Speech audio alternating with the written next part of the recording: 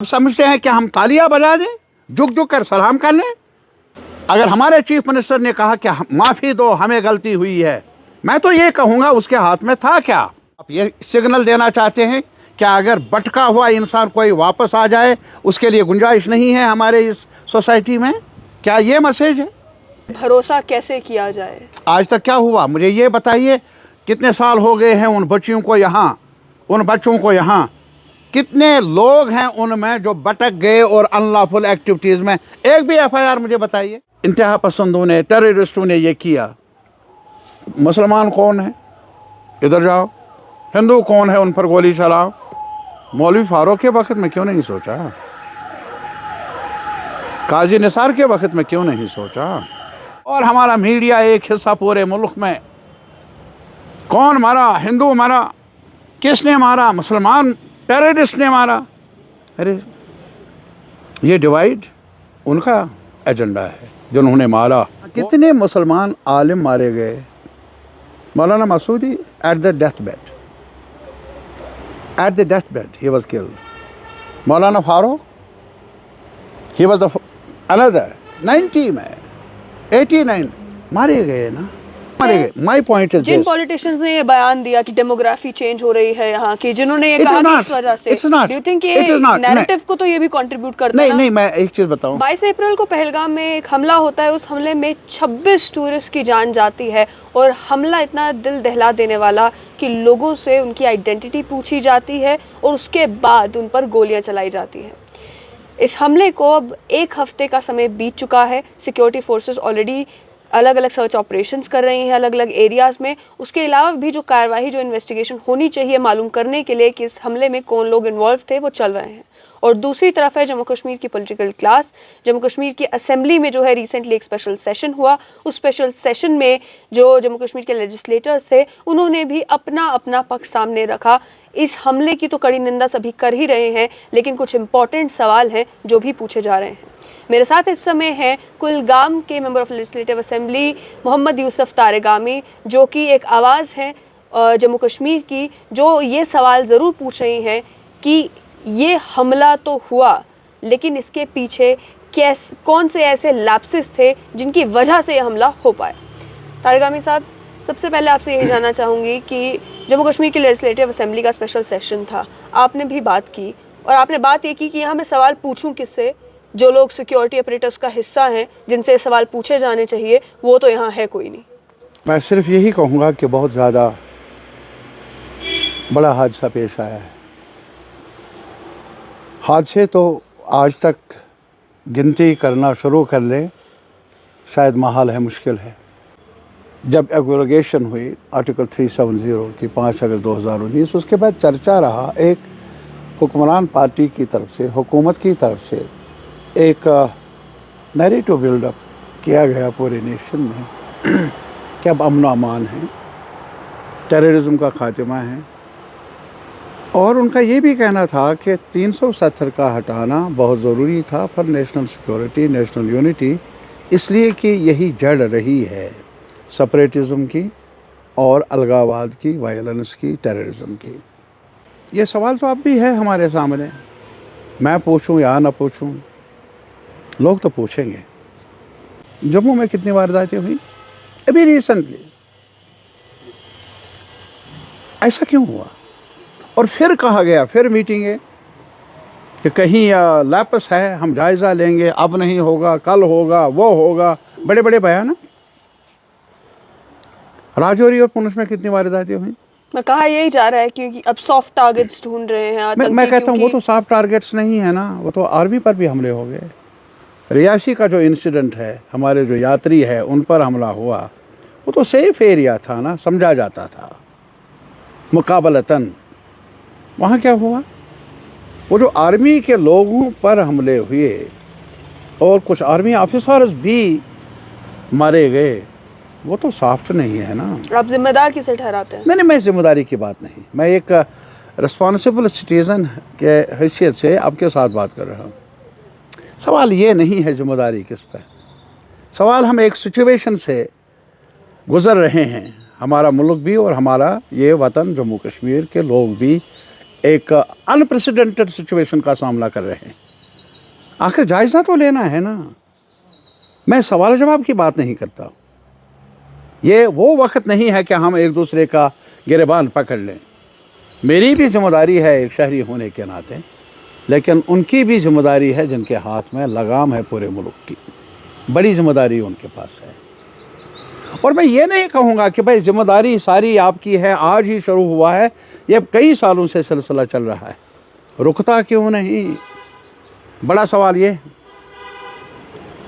सरकारें बदली, आज तक पॉलिटिकल लीडरशिप में भी तब्दीली आई, हमारे पॉलिटिकल प्रोसेस को भी बदला गया। कुछ भी हो, वजूहात कुछ भी हो, बदलाव आया। अब ये चीज़ें क्यों, ये आउटकम क्यों? वही जानते हैं। मैं आज भी आपको दोहराऊंगा ये बात कि जम्मू कश्मीर के आवाम ने बहुत कुछ सहा। मैं नहीं कहूँगा कि टेररिस्ट एक्ट में हमारे मुल्क के फौजी, सिपाही, जर्नलिस्ट, बाकी विजिटर, सयाह नहीं मारे गए, लेकिन जितना सहा है जम्मू कश्मीर के लोगों ने, वो यार अनक्रॉस पे है। और इसका इलाज आज तक ढूंढा नहीं गया, या अगर कोशिश की भी गई वो कामयाब नहीं हुआ। और इसीलिए आज ये जो वाक़ा हुआ, ये जो बड़ी वारदात हुई, एक ट्रेजेडी है। वही जानते हैं जिनके जाने चली गई, उनके रिश्तेदार जानते हैं। वो आए थे यहाँ कुछ दिन बिताने के लिए और वापस उनकी लाशें चली गई। ये अलमिया है, ट्रेजेडी है। और हम सब के लिए इसलिए क्योंकि वो मेहमान बनकर आए थे। और बहरहाल मैं सिर्फ इतना ही नहीं कहूँगा कि हमारे टूरिज़्म का क्या बना वगैरह, हमारे इकोनॉमी का क्या हाल होगा, लेकिन मैं ये ज़रूर कहूँगा जो हमारी एक शनाख्त भी रही है जम्मू कश्मीर की, टॉलरेंस की, इख्तलाफ अपनी जगह, झगड़े भी अपनी जगह, लेकिन मेहमान नवाजी में देख लीजिए, एक लड़के ने तो अपनी ज़िंदगी दे दी होने वाला।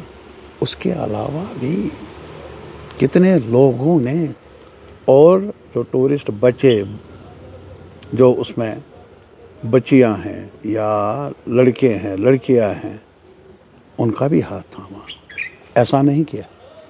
मैं सिर्फ ये कहना चाहता हूँ कि अभी जहाँ तक जम्मू कश्मीर की मिट्टी का ताल्लुक़ है, यहाँ के रहन सहन का ताल्लुक़ है, तहजीब का ताल्लुक़ है, दागदार ज़रूर है, लेकिन चेहरा पूरा अभी ख़राब हुआ नहीं। चेहरा बचाने के लिए कशमकश जम्मू कश्मीर के लोगों की अब भी जारी है, उसको भी रिकॉग्नाइज़ किया जाना चाहिए। आप जानती हैं, आप कोई बाहर से नहीं है, मुझे बताइए यहाँ कितने मुसलमान आलिम मारे गए?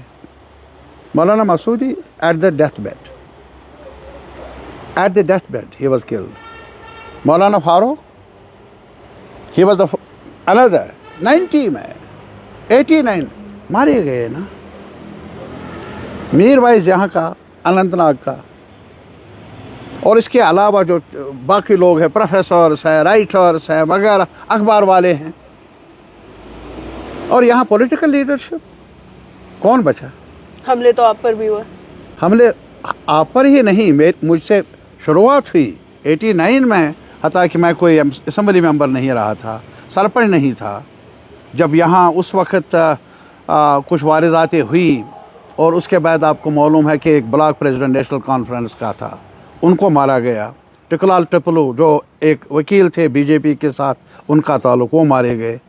और फिर मुफ्ती साहब की साहिबजादी को यहाँ अगवा किया गया, तो उसके बाद मेरा नंबर था। यहाँ के लोगों के तो कत्लेआम होते रहे हैं। मैं वही कहता हूँ, तो जम्मू कश्मीर के लोग, चाहे वो पॉलिटिशियंस हो, चाहे वो आम नागरिक हो, वो तो होते रहे हैं। लेकिन सवाल इस समय इसलिए बढ़ रहा है क्योंकि ये टूरिस्ट थे जिनका जम्मू कश्मीर के मसले से कोई लेना देना नहीं। It's not the question of, नहीं तो यहाँ इन जम्मू कश्मीर के लोग जो थे, मैं जब अपनी बात बताऊँगा, जो लोग आज तक मरे, थोड़ा सा देख लीजिए, क्या रास्ते पर चलने वाले लोग भी थे, मजदूर भी थे, यहाँ के काम करने वाले थे, खेतों में काम करने वाले। इस सवाल पर कि शक है ये मुखबिर है या उधर है या इधर है, वो भी मारा गया।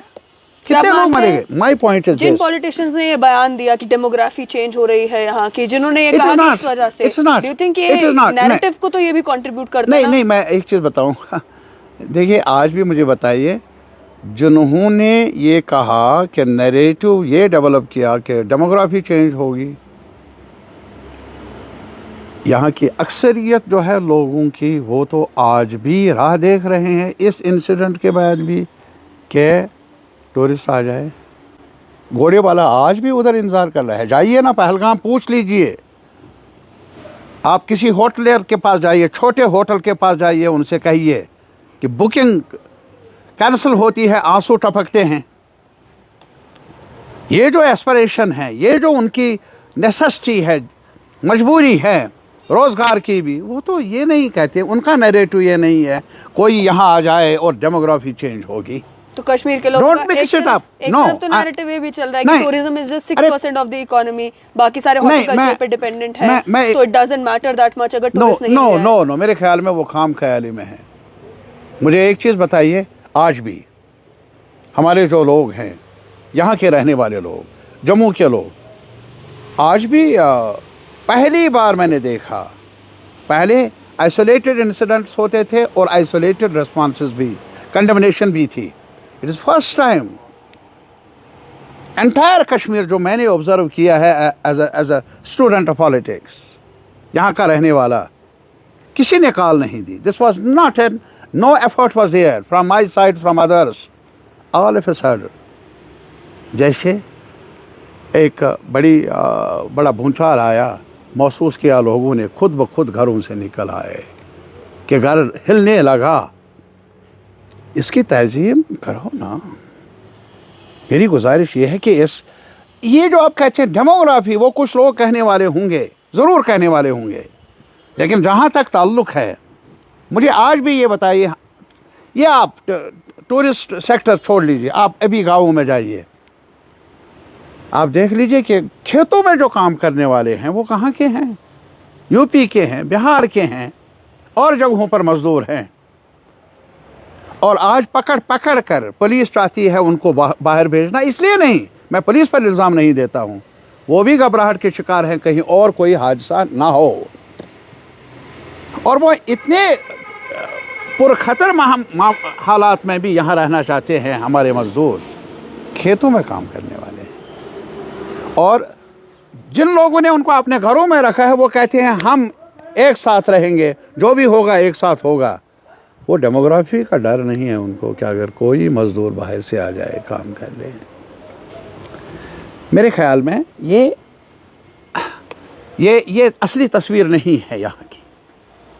और मैं इसीलिए कहता हूँ कि जब आप देख लीजिए जिन इंतहा पसंदों ने, टेररिस्टों ने ये किया, मुसलमान कौन है इधर जाओ, हिंदू कौन है उन पर गोली चलाओ। मौलवी फारूक के वक्त में क्यों नहीं सोचा? काजी निसार के वक्त में क्यों नहीं सोचा? जब किडनैप किया और उसकी लाश घर पहुंचा दी। इतने सारे यहाँ मुसलमान मारे गए, उस वक्त क्यों नहीं सोचा कि ये मुसलमान हैं, मारना नहीं? My father in law was not part of politics, he was killed just he was my father in law. ऐसे ही कई लोग हैं हमारे जिनका ताल्लुक़ नहीं है सियासत के साथ, मैं इस वजह से कि वो किसी का भाई है, किसी का बेटा है, किसी की बेटी है, उनको मारा गया। For terrorist forces real aim is to terrorise the society, terrorise the population. मुझे हैरानगी आज होती है, वो तो टेररिस्ट हैं, एक तो मारना, हमारे लोगों को ही कत्ल किया, उनकी जानें छीन ली, उनके बच्चों को यतीम किया। शर्मनाक है ये। और इसके अलावा फिर मुसलमान और हिंदू का एजेंडा भी हमारे सामने पेश किया। और हमारा मीडिया एक हिस्सा पूरे मुल्क में, कौन मारा, हिंदू मारा, किसने मारा, मुसलमान टेररिस्ट ने मारा। अरे ये डिवाइड उनका एजेंडा है जिन्होंने मारा। वो चाहते हैं मारकर भी कि हमारी सोसाइटी डिवाइड रहे। वो नहीं चाहते हैं कि हम इस दुख को एक साथ मिलकर बांटें। और हम उनके तहज़ीब में खड़े हैं, उनका एजेंडा पूरा करने के लिए माइक हाथ में लिए इधर उधर घूम रहे हैं। माई point is it's a challenge for all of us. मैं सिर्फ इतना ही कहूँगा, it's a challenge for all of us. जब मैं ये कहता हूँ कि हमें तह तक जाना चाहिए, हमें हालात का सही ऑब्जेक्टिव जायज़ा लेना चाहिए ताकि ऐसी खौफनाक वहशतनाक वारदातें फिर न दोहराई जाए, उनको मौका ना मिले और कुछ नहीं। जम्मू कश्मीर के असेंबली का स्पेशल सेशन था, उस सेशन की भी बात करेंगे। उमर अब्दुल्ला ने उसमें साफ तौर पर ये कहा, माफ़ी मांगी और साथ में कहा कि जिम्मेदारी हमारी बनती थी, हम उन्हें बचा नहीं पाए। और दूसरी बात ये कही कि मैं इस समय स्टेटहुड की बात नहीं करूंगा। लेकिन आपने उसके बावजूद भी ऐसे समय में भी जब ये हादसा हुआ है, जब इसको लेकर हर कोई जो है शौक मना रहा है, आपने इस वक्त में भी स्टेटहुड की बात की। आपको लगता सही है? मैंने कब स्टेटहुड की बात की? आपके बयान आए थे। अरे नहीं, मैंने स्टेटहुड की बात नहीं, मैं कहता हूँ जम्मू कश्मीर के लोगों को बाइख्तियार बना लो। स्टेटहुड है क्या? और जोर देकर कहूँगा, चला कर कहूँगा, मैं अपने ही मुल्क में जोली दामन फैलाकर जीना नहीं चाहता हूँ। मेरा कॉन्स्टिट्यूशन, मेरी हिस्ट्री, मेरी तहजीब ये बता रही है कि जीना है, सर उठाकर जीना है, वो अधिकार मुझे चाहिए। क्या ये सही समय इस पर बात करने का, जब हर एक कश्मीर में हर एक ये सही है? मैं आज भी कहता हूँ, दुख क्या है? क्या आप समझते हैं कि हम तालियां बजा दें, झुक झुक कर सलाम कर लें? अगर हमारे चीफ मिनिस्टर ने कहा कि माफ़ी दो, हमें गलती हुई है, मैं तो ये कहूँगा उसके हाथ में था क्या? यहाँ यूनिफाइड कमांड की कितनी मीटिंगें हुई जब से ये इलेक्शन हुए? एक भी मीटिंग में यहाँ के चीफ मिनिस्टर को, अरे ये भी मीटिंग थी और एक दरवाजे से वो बैठे थे और उसी दरवाजे से निकलने के लिए कहा गया। और फिर आप कहते हैं, उमर साहब कहेंगे मेरी गलती है, थानेदार उसकी सुनता नहीं है। हमें कहाँ, the question is not this. मैंने पहले भी कहा, मैं अपने आप को जिम्मेदार इसलिए समझता हूँ, एक शहरी हूँ, मेरा भी रोल है कि ऐसे हालात बनाए जाएं जो ऐसी वारदातें ना हों, पॉलिटिकल एटमॉस्फेयर ऐसा प्रोवोकेटिव ना बने जिसमें गुंजाइश रहे टेररिज्म उभरने का। ये मेरा मानना है। अभी जो हालात बना है जिसमें लोग जो हैं प्रोटेस्ट कर रहे हैं, जैसा कि आपने कहा, जो पहले कभी नहीं हुआ करता था वो भी हो रहा है। लोग सड़कों पे उतर रहे हैं बगैर किसी की बंद की कॉल दिए हुए, उसके बावजूद भी बंद हो रहा है। तो ये जो माहौल आपको नजर आ रहा है, क्या आपको लगता है कि यही प्राइम माहौल है जिसमें दहशतगर्दी को खत्म किया जा सकता है जम्मू कश्मीर से? प्रोवाइडेड अहले इक़्तिदार इसकी इज्जत करना सीखे, इस जज्बे की। इसको मजबूरी ना समझा जाए। मैं फिर कहूँगा, नहीं तो मुझे ये बताइए, आज भी हमारे मुल्क में कानून चल रहा है। 2022 में एक सुप्रीम कोर्ट का एक जजमेंट आया है कि शेल्टर का अधिकार है एक शहरी को। एक साथ चलेंगे, कभी पुलवामा चलेंगे, उसी पहलगाम में चलेंगे, कुलगाम में चलेंगे। आप मेरे साथ चलिए और देख लीजिए उन फैमिलीज़ के साथ, अगर उनका घर, उनका कोई लड़का उसने गलत रास्ता इख्तियार किया, टेररिस्ट कैंप में दाखिल हो गया, क्या रजामंदी थी बाप की या माँ की? तहकीकात कर लीजिए। लेकिन अभी तो देखने को मिल रहा है प्लीज कि जो आदिल ठोकर की बहन है, वो जो इंटरव्यूज दे रही है और जो उस इंटरव्यू में जिन शब्दावली का इस्तेमाल कर रही हैं, ये भी तो कई इंसिडेंट्स में लग रहा है कि वो भी। मैं बताऊंगा, गुस्से में कोई क्या कहे मुझे मालूम नहीं, मैं कंक्रीटली आपको ये बता रहूँगा। जिम्मेदारी क्या है सरकार की, जिम्मेदारी क्या है हमारी, कि जो स्पेस है टेररिज्म की उसको कम करे या उस स्पेस को बढ़ा दे। मुझे बताइए, एक सवाल है मेरा, मैं डिनाई नहीं करता हूं कि टेररिज्म टेररिस्ट नहीं है, मैं ये सिर्फ कहता हूं एक हमसाया है, उसके बस में ये नहीं है कि दूसरे हमसाए के घर में अगर कोई लड़का पैदा हो और फिर वो ये रास्ता इख्तियार कर ले, उसका उसमें दखल नहीं है, उसका हाउस डिस्ट्रॉय हो। क्यों? मुझे ये बताइए, अभी कुछ साल पहले जब हिंदुस्तान और पाकिस्तान के दरमियान कुछ ट्रैक चल रहा था, इधर उधर, गवर्नमेंटल नॉन गवर्नमेंटल, और फिर मैंने रेजोल्यूशन लाया था, मुफ्ती साहब की सरकार थी, कि कुछ लोग वहाँ से जो गए हैं उधर वो वापस आना चाहते हैं, उनकी घर वापसी के लिए कुछ करो, फैसिलिटेट कर लो। यहाँ हम कहते हैं ना, क्या अगर कोई टेररिस्ट है हथियार डाल दे हम उसको रिहेबिलिटेट कर लेंगे? ये ठीक है ना? अगर उधर जाकर कोई यहाँ आना चाहे, मिसगाइडेड यूथ, वो वापस आना चाहे, हमें क्या करना चाहिए? हम कहेंगे नहीं उधर ही रहो, या हम कोशिश कर लेंगे कि उसको फिर वापस लाए, संभाले? यहाँ कुछ लोग आए नेपाल से, गवर्नमेंट ऑफ इंडिया ने फैसिलिटेट किया, कौन सरकार थी लेकिन किया फैसिलिटेट। उनकी शादियां हुई थी वहाँ, बच्चों को साथ लेकर आ गए, कितने साल गुजर गए, अब उनको कहा जाता है कि तुम वापस चले जाओ। जाए कहाँ? क्या आप ये सिग्नल देना चाहते हैं क्या अगर भटका हुआ इंसान कोई वापस आ जाए उसके लिए गुंजाइश नहीं है हमारे इस सोसाइटी में? क्या ये मैसेज है?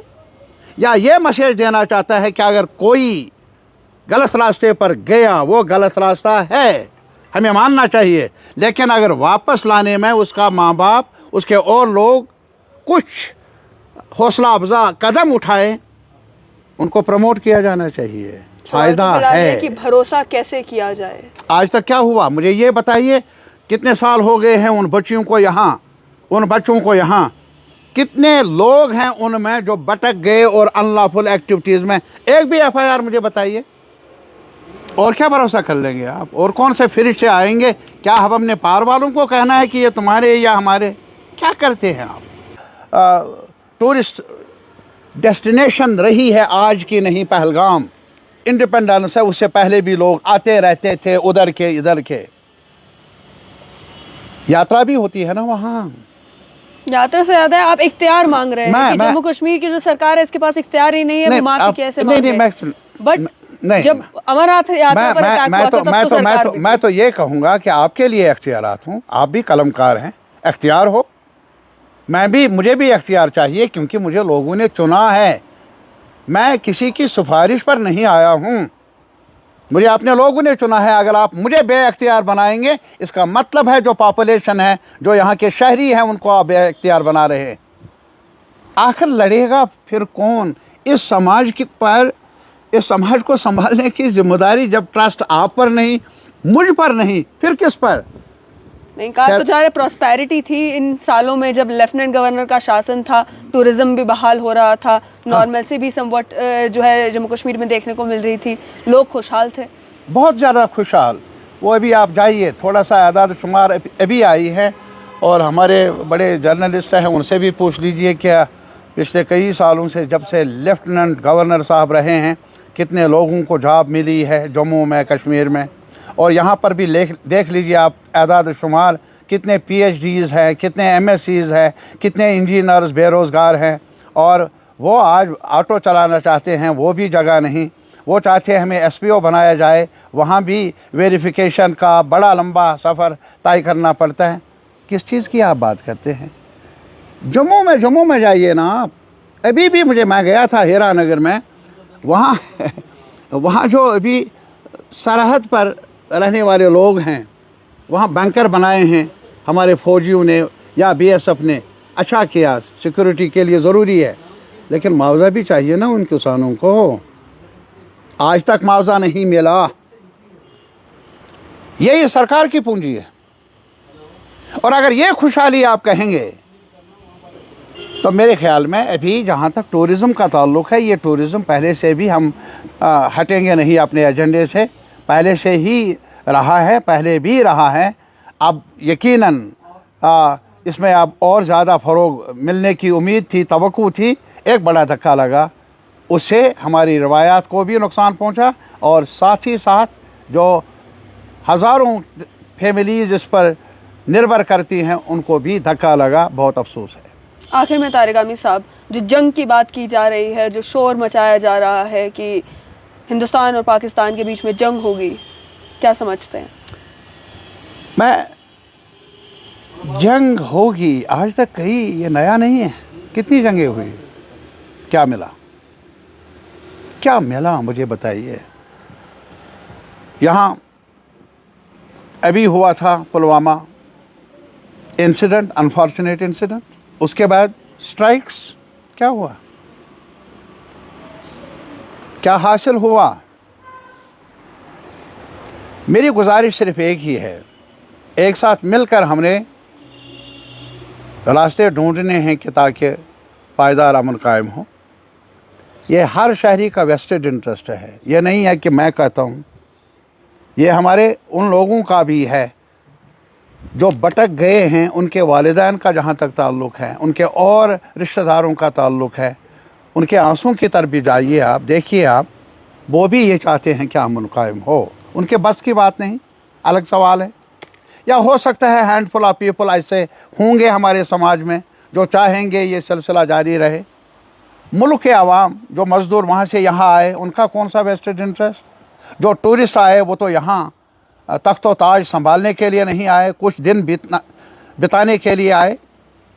और मेरा कहने का मतलब ये है, अहले इक़्तिदार को और शहरियों को एक साथ मिलकर सोचना होगा कि कहीं ना कहीं कुछ एरियाज़ है अनअटेंडेड, जिनको आइडेंटिफाई करना होगा और इस मर्ज़ का इलाज ढूंढना होगा।